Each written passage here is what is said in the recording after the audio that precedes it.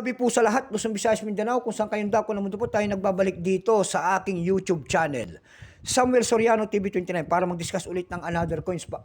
At ito ay ating hilig po, pangungulikta ng barya, kaya ho tayo nandito nagsiselling ng kanilang mga halaga, ang aking mga koleksyon.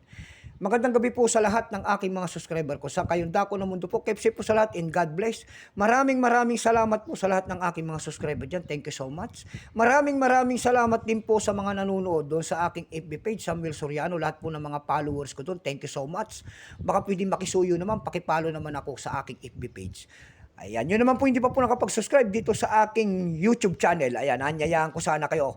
Kung gusto nyo ang ganito mga topic po about coins, ayan, anyayaan ko sana kayo. Baka malaking tulong na po ang inyong gawin, tulad ng pagpindot ng ating subscribe button, like and share. Para ma-update ko kayo sa mga latest ko pang gagawin mga video po. Meron naman tayong pag-usapang barya at ito po ay barya po ng world coins. Ayan, baka mayroon po kayong mga ganitong mga barya. Ayan, willing tayong biriin. Ayan, Netherlands po. Ayan. Netherlands. World coins po, foreign coins.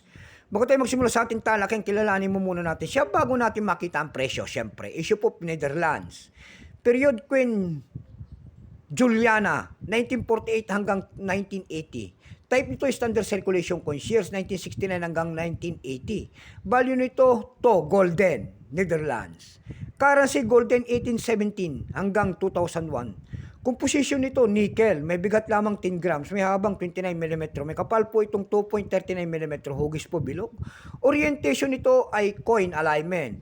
Itinigil naman ang paggamit sa barya nito doon sa Netherlands noong February 28, 2002, number M-736, reference number KM-191. Juliana of the Netherlands.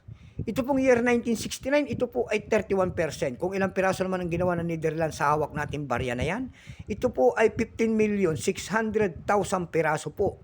May price na po yan daw sa ating numista. Binigyan na po ng presyo ng ating numista.com.